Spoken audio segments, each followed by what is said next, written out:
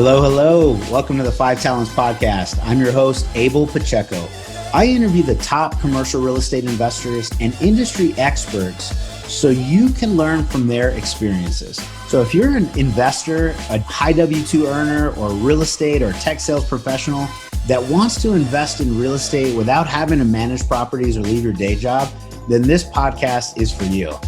Or if you're already investing in real estate, but you're doing it part-time and you want to become a full-time multifamily or full-time commercial real estate investor, this podcast is for you too. You're going to learn a ton. You will learn from real-life multifamily investors and other professionals in the industry. They're going to share their blueprints for success, and I'm super excited that you're here. So I hope you enjoy the show.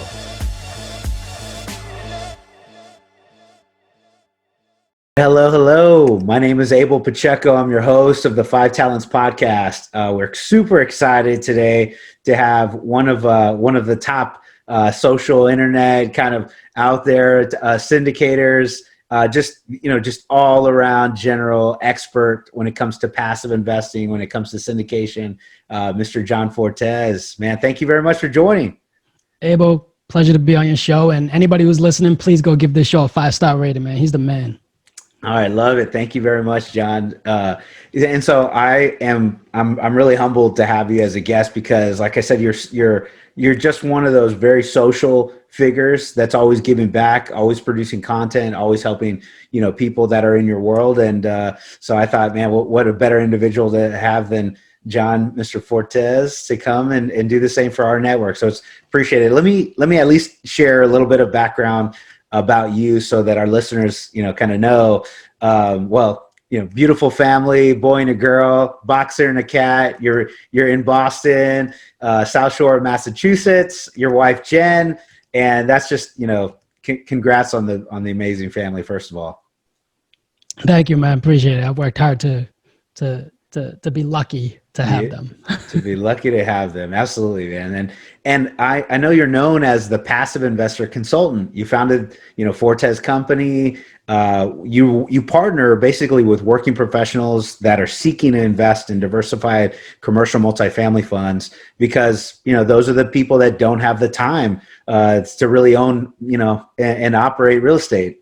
So that's awesome in of itself. And then I know your experience, your investors, they've been leveraging that experience and so much of about $70 million in multifamily investments that you've been able to secure for them, their financial security, help them preserve and grow wealth, which is just awesome. You can see their investments compounding over time and help them achieve some financial independence, man. That's awesome, man. Thank you, man. It's just trying to be a steward of life and things that I've learned and anything that I've been able to achieve myself. My friends and family reached out and then it started blooming from there. So, it's just kind of just, putting it out there. Yeah. Where, this is what I do and people just start finding you. Yeah, and that's awesome. And I would 100% agree with what you said, a good steward. And I usually say a steward of my investor money, but I like the way you said a steward of life. So that's great.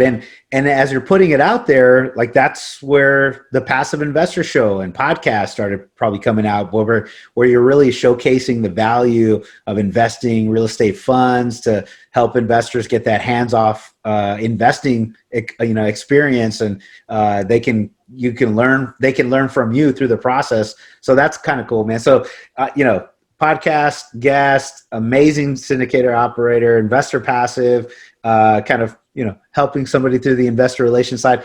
Let me turn it back over to you, man. Tell us more about yourself and what you're doing today, and how you got there. Thank you for the warm intro, man. It's pretty crazy when I hear it, right? So, yeah, $70 million is absolutely no joke. It's yeah. So I got started with one single family investment, and when I did that, I said, I'm not doing this 100 times or 30 times or however I needed to achieve my financial independence. So I turned to my wife. I said, we're not doing this. We're gonna scale. We're gonna go bigger, faster. Don't know how, but we'll figure it out. Funny thing is, as we were closing, a big boom of podcasts, education, and all of that started coming with the multifamily. So it's like whatever you focus on, your attention grows on it, right? So started just focusing on multifamily, started finding out a lot about it more and more, joining different private communities, started meeting a bunch of people, joining education groups, masterminds, everything you can think of to help us like scale me as a person on that level. I did it. I did it. I did a lot of stuff where when people ask a question, I didn't care if I was right or wrong. This is what I heard on Abel's podcast, right? All right, cool. Whether I was right or wrong, people are going to say, you know, Abel might come in and say, John, that's absolutely incorrect. Here's the way to do it. Boom, boom, boom. Right? Now, guess what happened? I was wrong, but guess what? I learned. Here's what happens if I was right. John got it right, but also we did this, this, this, this. All from something that I heard on a podcast because I wanted to see how concrete the information was, right? And also, if I heard it, Abel, you asking a question, you might not have heard it. So, okay, I shared that. And then sometimes, what podcast episode did you hear that on, or what book did you read that from? And I can share that. So it was just kind of naturally my curiosity that helped peak and scale my learning curve into multifamily. And then I started building my network and connections, and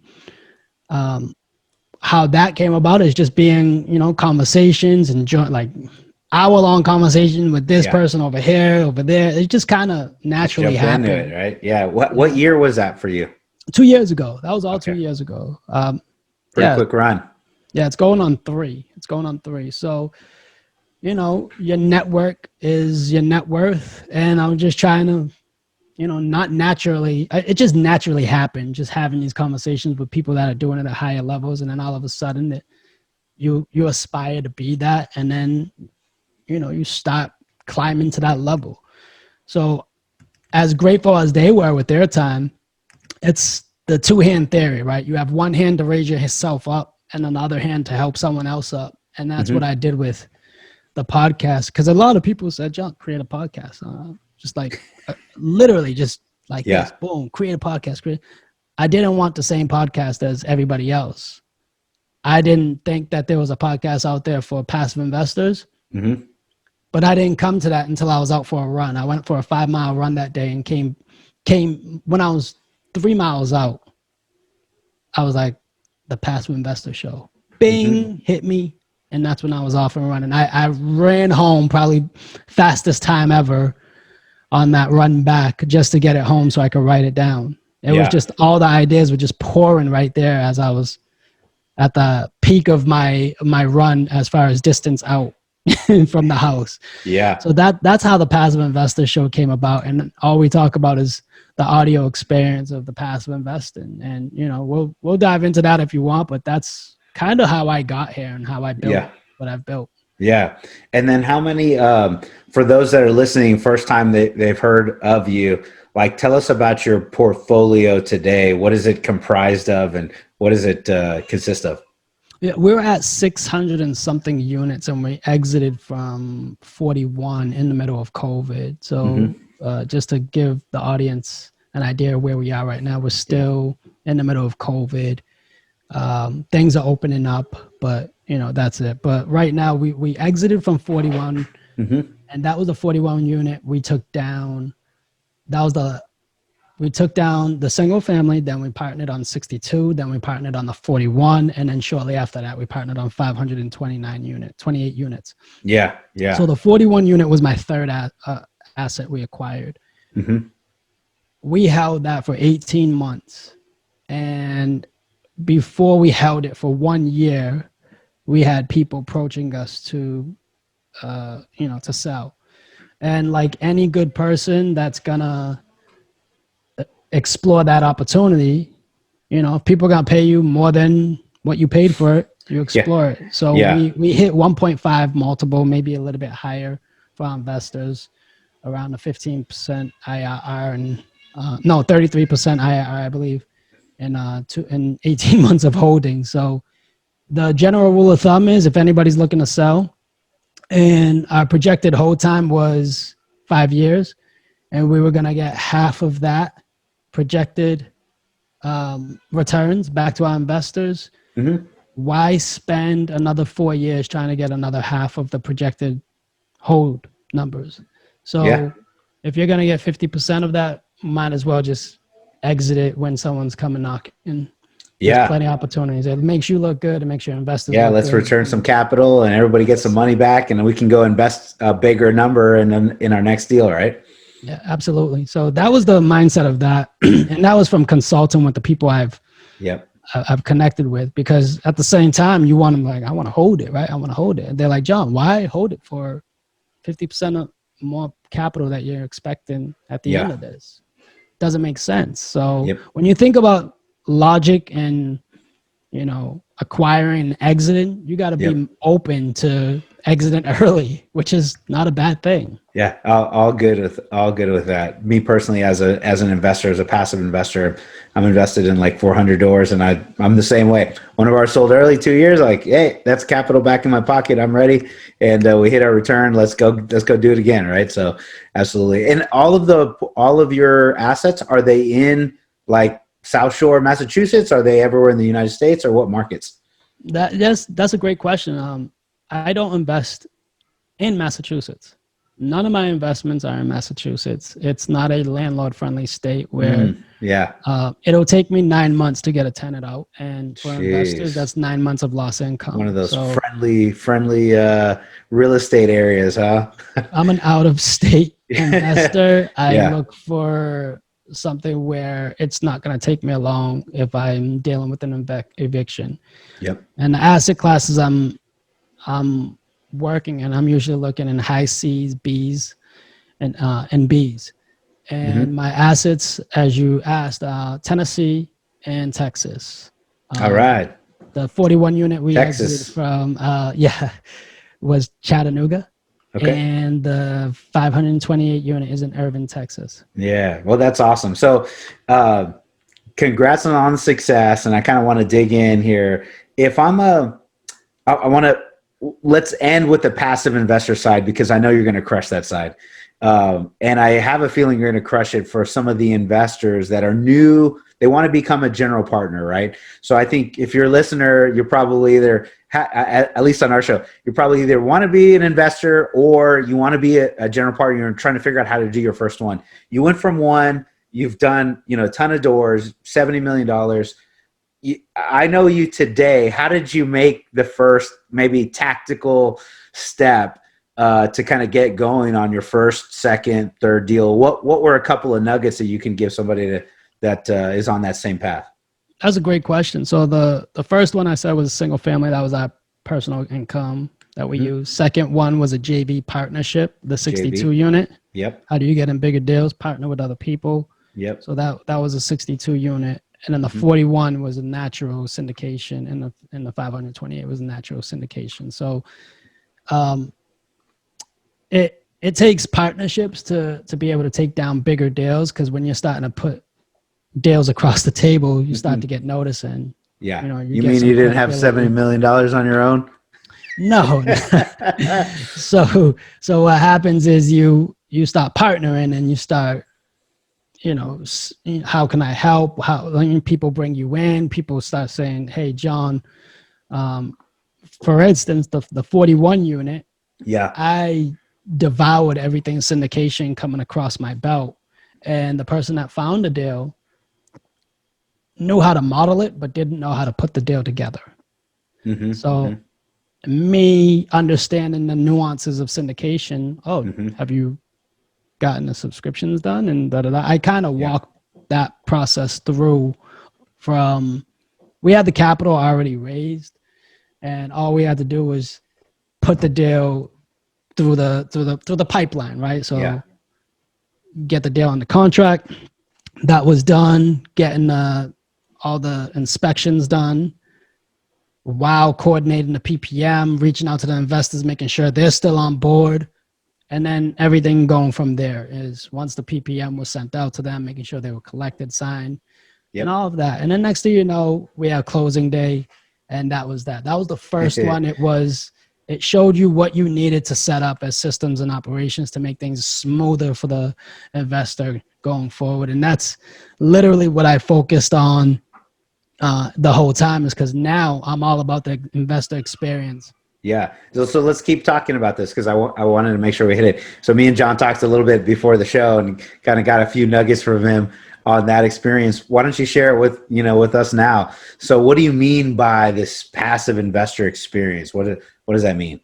Yeah, absolutely. So like, let's take a first-time investor, right? So a first-time investor is going to be completely different from a experienced investor. Abel, you said you're invested passively, right? Mm-hmm. Now you're going to review the deal. You got to log into the portal. You're going to check it out, and you're a Do pro my at it, right? DocuSign, do my wire. I'm ready to go. Like, boom. Absolutely. You don't even, like, for instance, even if it's a deal that you're not even sure of and you want to soft commit to reserve your position, you've already been through the process. You can reserve it and then review the deal. And now, all right, it's not meeting my criteria.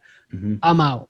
My wife too. Same thing. Me and her. Absolutely. You're not afraid to go through that experience. But what about a first-time investor? Oh man, if I commit now, am I gonna throw your numbers off? And I don't want to upset you. And I'm like, what?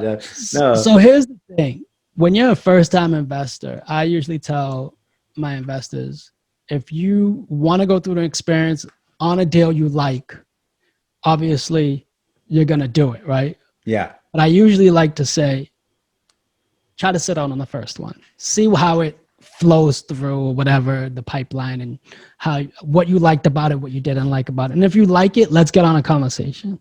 So for instance, if I'm meeting with a first-time investor, I will have a conversation with them, talk to them about everything that, answer all the questions they ask. From there, I'll send them the offering, and they'll review it, call me for any more questions. Then they like it, they call me, we get on the phone. Any more questions? They still good with it? PPM.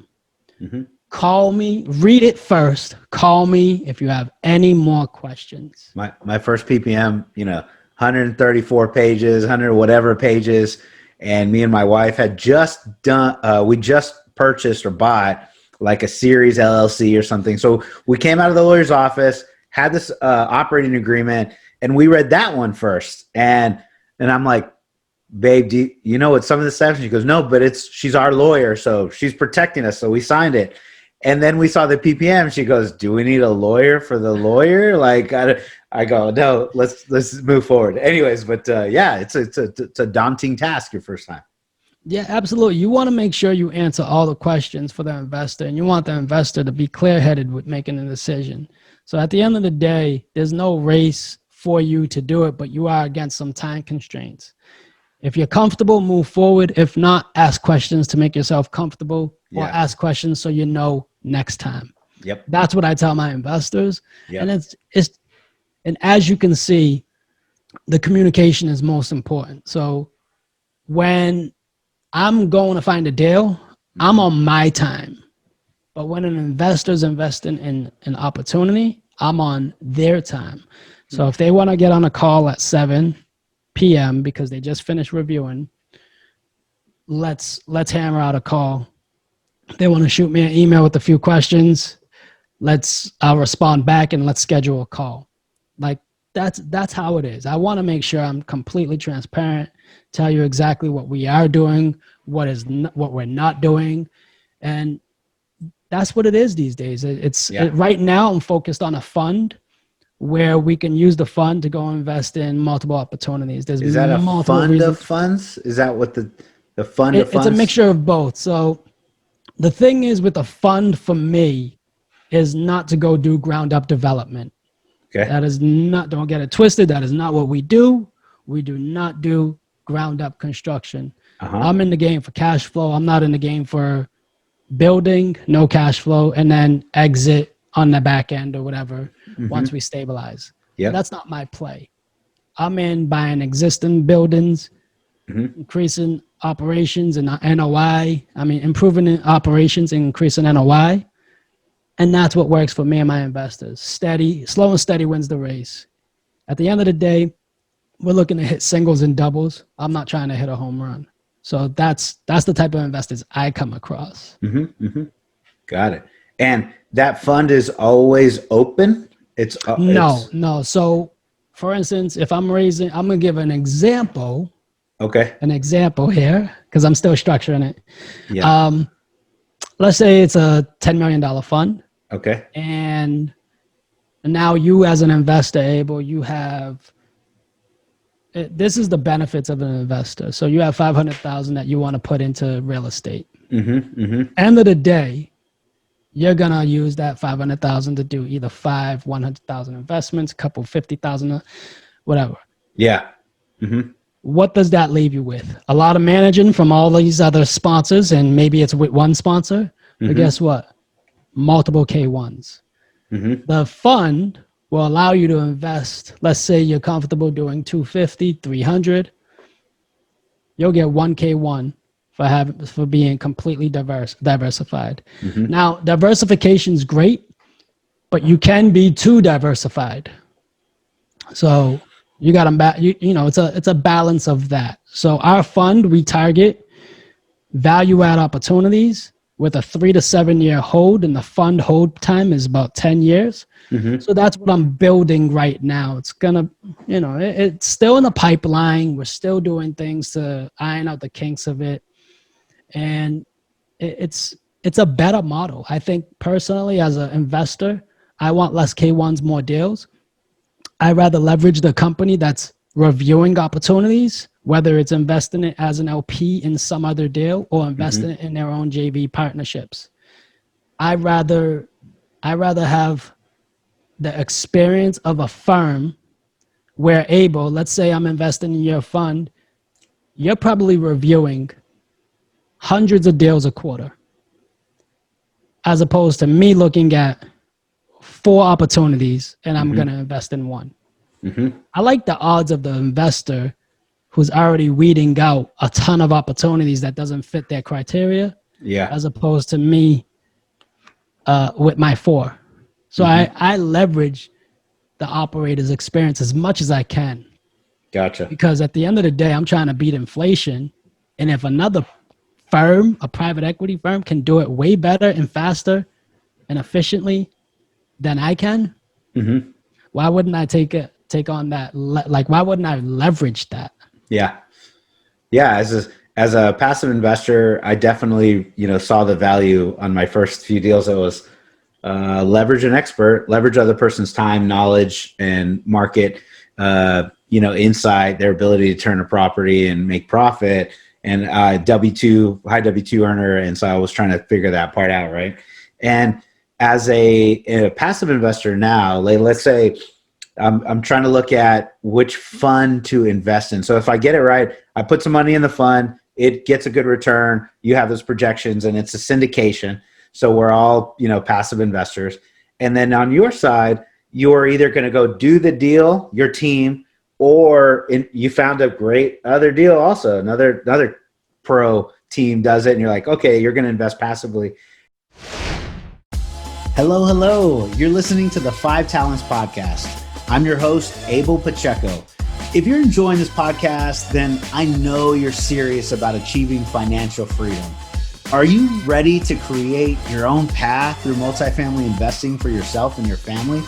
Then I know you're going to appreciate our Investor's Guide to Multifamily Investing. It's titled Tackling Commercial Real Estate the Easy Way. We use this guide to invest ourselves in $93 million worth of real estate. So we're going to show you the basic mechanics of multifamily syndications and how to evaluate your next passive investment opportunity. So the best part, if you subscribe to our podcast now, leave us a review and a rating. I'm going to give you a free copy of our ebook. So please take a moment to do that now. Once you've done that, go to 5tcre.com/ebook, 5tcre.com/ebook. Make sure to let us know you left a review, and we're going to send you a free copy. So thank you so much for subscribing to the 5 Talents Podcast. We really appreciate it.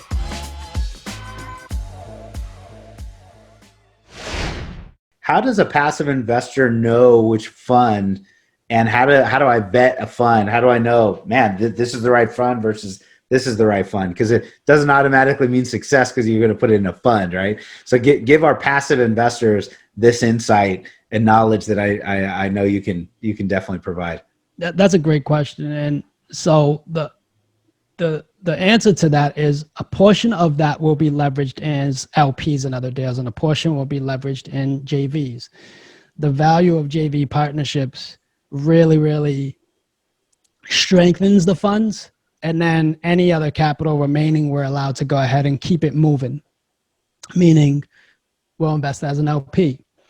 So that's, for instance, if we only allow 25% of the fund to be invested as an LP and 75% remaining as JV partnerships, we can go ahead and invest in, let's just say we're investing in three $2 million JV partnerships.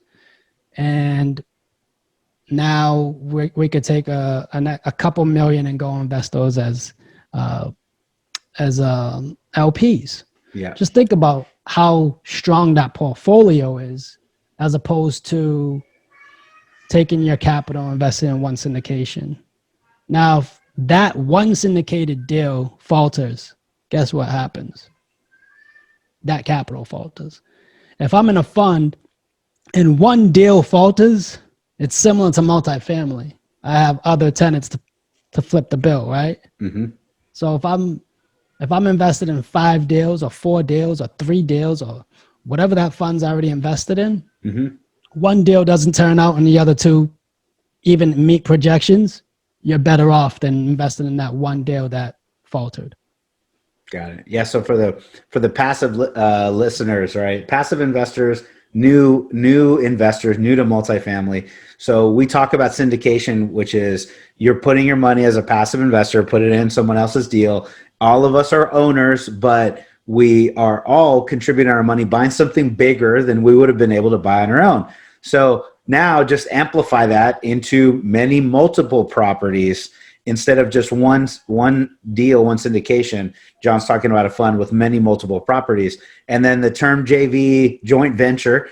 So not quite the syndication. You still have partners, but we're all joint venture. We're all active in the deal. It's not a limited partner passive. So if I don't have to pay passive investor returns, usually the returns can be much higher for the JV. And so that, John, putting that fund together, that's pretty cool, man. So you're putting your own JV deals, a certain percentage of his limited partner, so good structure. And so when did you get to that decision that I'm going to, instead of doing one deal at a time, I'm going to do this fund type of operation? Well, it makes sense for the future of operations. To be honest, it really makes sense on both my side, operations, and the investor side. Because at the end of the day, Abel, you might, as a passive investor, you're an investor in many deals you said already. Mm-hmm. You might come to a point where you're like, all right, I have no time to keep reviewing opportunities. You're either just going to trust the deal when it crosses your belt and you, yep, send, wire, boom, or you're going to do it one time and say, all right, this is the operator, this is the fund. And my goal is to have more funds as I keep going. Mm-hmm. To be able to help more investors. The reason why the fund makes sense is when I reverse engineer your process of many opportunities, mm-hmm. multiple K1s, many time that you've spent sitting in front of the webinar presentation reviewing, when all I can do is do it once and let the firm practice this, that does this for a living. Yeah. Do it for me. Aren't you doing that with the 401k plan anyways? The 401k plan, which is, you're basically somewhat opting out. You're saying, hey, here's my money and I'm going to opt out. Yep. So like if I got this wrong, I mean, please someone correct me, but like when I'm investing in a 401k plan, I only have certain options that I can allocate that capital to. And now those options, what are those funds in those options? Right? Yeah. Tell me. I'd love to know that. But no, I got hammered. I got hammered myself. I put in some money and I was investing all the way through my professional career, and I invested in real estate.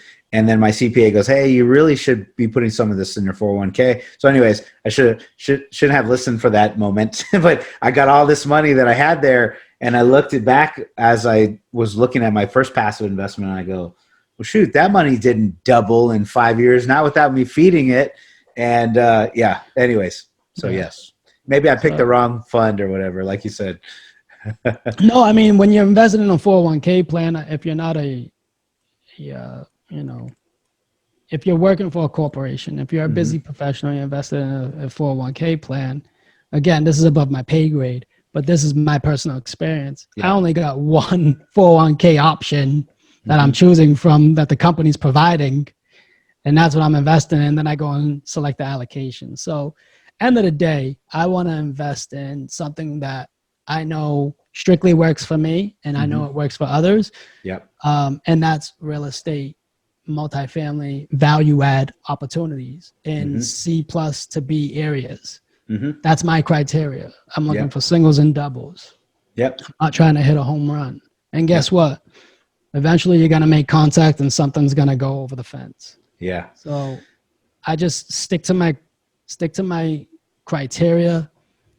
And that's what I tell my investors. And if investors come up to me and say, hey, John, I want, look at this development deal. That's not my criteria. I don't do development. I don't fix your filter on the top, and if it's in your criteria, your filter, which people agree, hey, this is the criteria and filter I want to go through, then they're going to do that, right? Absolutely. I don't do self-storage. I don't do mobile home parks. I don't know if I'll ever jump into that world. But I am strictly multifamily. I'm not ATMs. I'm not anything else. It's strictly multifamily. And yeah, it gets hard finding, but the fund allows you to go ahead and find the opportunities for you. Yeah. If you keep doing syndications, you're eventually going to come to a point where you're only working for trying to meet the metrics of those deals, and the deals don't end up fitting too much. Nothing against that, but if I have a fund, I can go ahead and model my criteria and look for deals and come across returns that meet my fund. So that's the type of metrics I'm working with, type of logistics and criteria that we value, and that's what we do from the top down. So if your criteria is that, maybe we are a partner.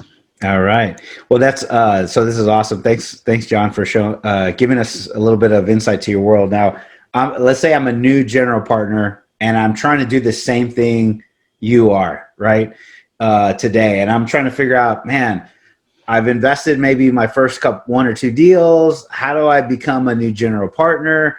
How do I find new investors? How do I develop, that even base to raise, to go take down $70 million worth?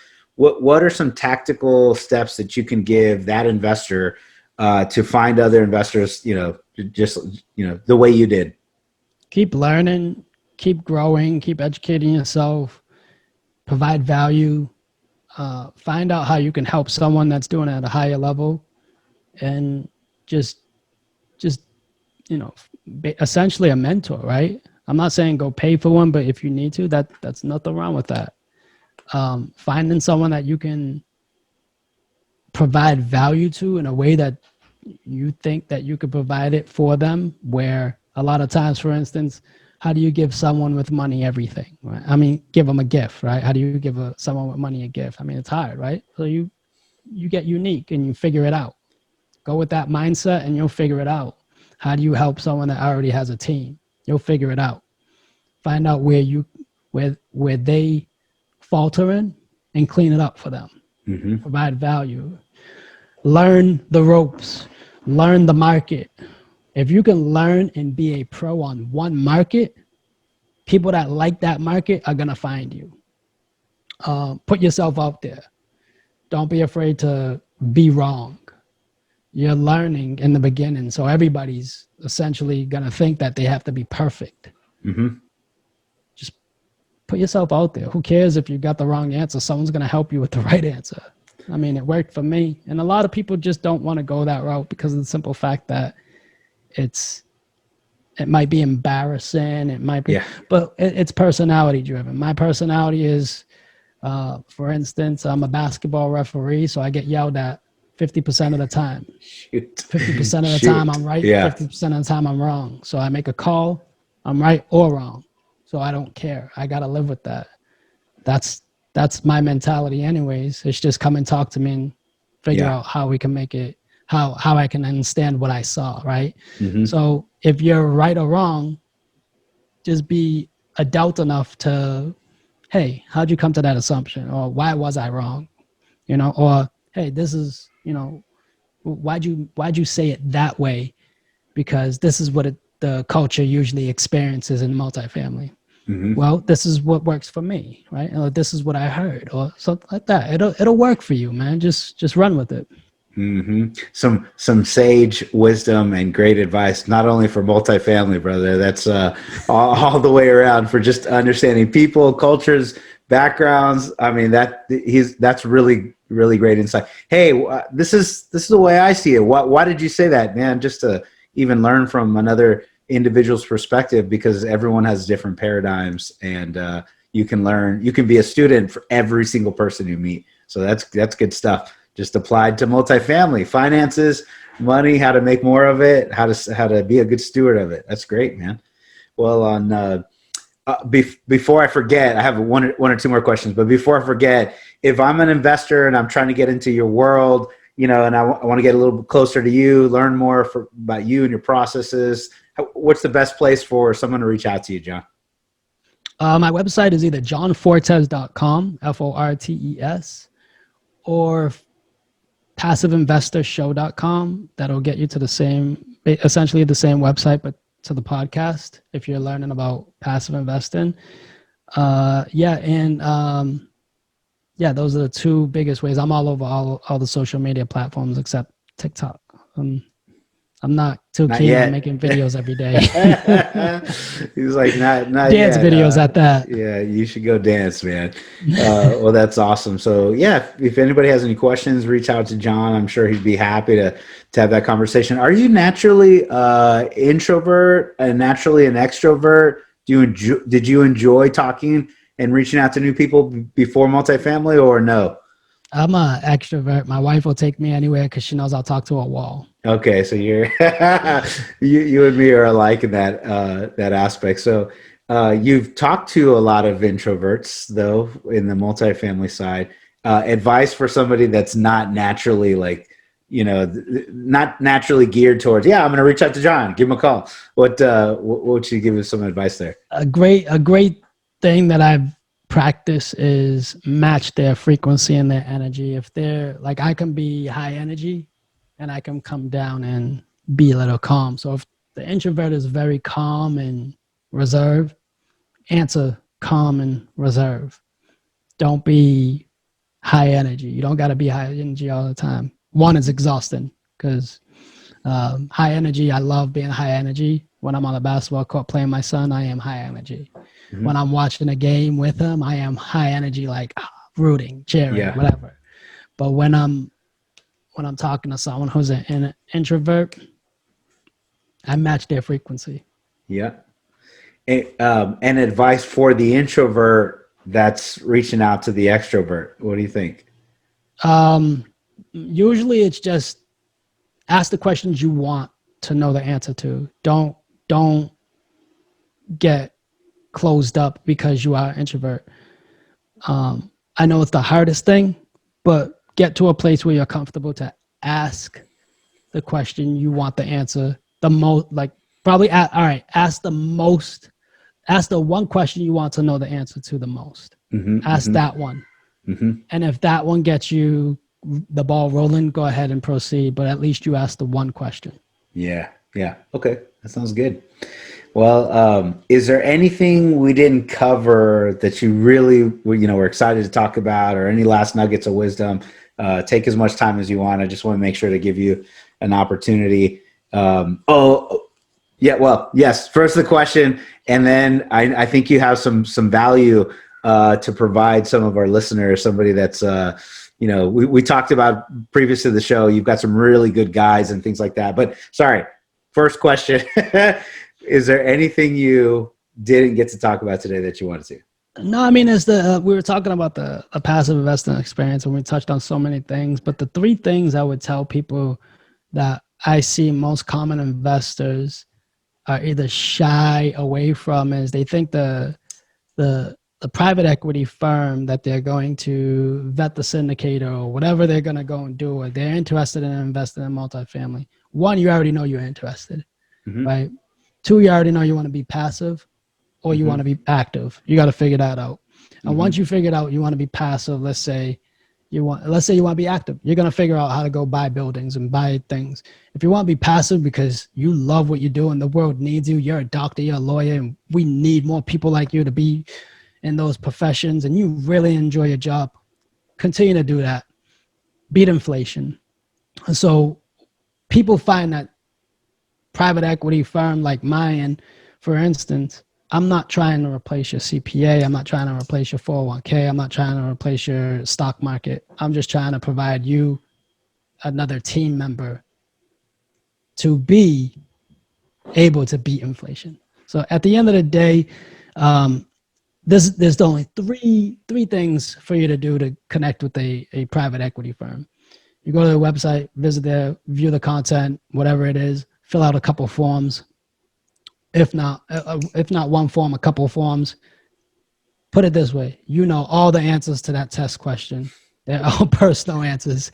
You cannot get that wrong because it's all information you already know. It's your personal information, not too personal. Two is set up the investor call.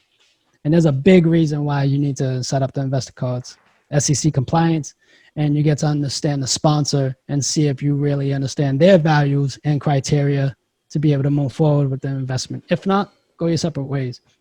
And then the last part is out of your hands. It's the approval process if you get accepted to their private investor portal. So that's all things that we cover as the passive investor experience on the Passive Investor Show. But that I felt like it was something worth mentioning on this call because we talked about it at the top, but we didn't really dive into that aspect. So it's three things that get done, and two of them is just action steps by you. And the last one is, see if you're approved. Yep. All right. Well, that's good insight. And thank you very much for all the time.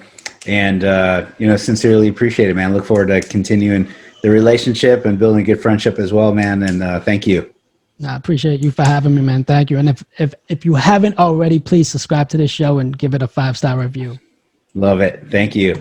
And visit John on his as well. His is a good one. I've listened to more than a few. So my name is Abel Pacheco. I'm your host for the 5 Talents podcast. If you guys are trying to get in touch with us, you can go to our website, 5tcre.com. Thank you for the recommendation, suggestion, John. Please, if you liked what you heard today, go and leave it a review. That'd be awesome. And let us know how we can help. Both John and I would be happy to get in touch with you. So talk to you soon. Thank you.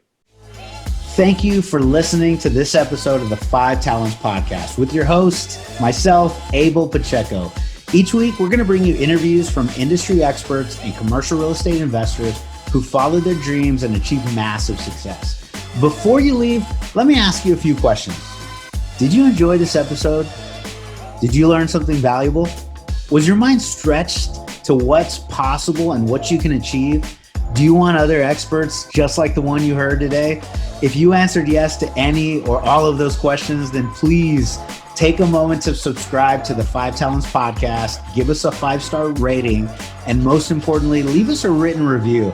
Tell us what you liked, tell us your favorite guest, give us any feedback. I'm excited to learn and improve so you can get a more valuable show. So thank you again for subscribing to the 5 Talents podcast.